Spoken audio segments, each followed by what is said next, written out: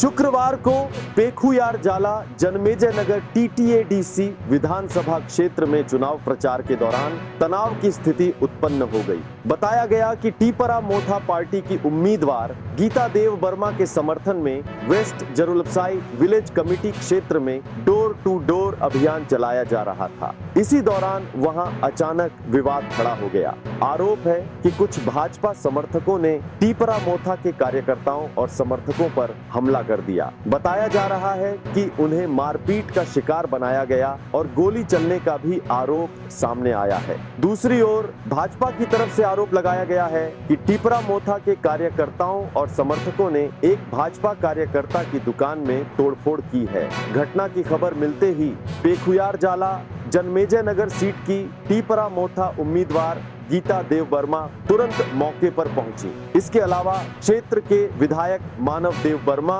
और पूर्व मंत्री मेबर कुमार जमातिया भी घटनास्थल पर पहुंचे और स्थिति का जायजा लिया। इस घटना के बाद इलाके में तनाव फैल गया और माहौल काफी संवेदनशील हो गया। कानून व्यवस्था बनाए रखने के लिए इलाके में भारी संख्या में पुलिस बल तैनात किया गया है। लोग जमा हुए थे तो उसके लिए हमें कुछ इन्फॉर्मेशन मिली थी, तो हम लोग एडिक्वेट अमाउंट में सारा फोर्स लेके आए थे और इमीडिएटली हमने यहाँ पे सिचुएशन कंट्रोल में किया।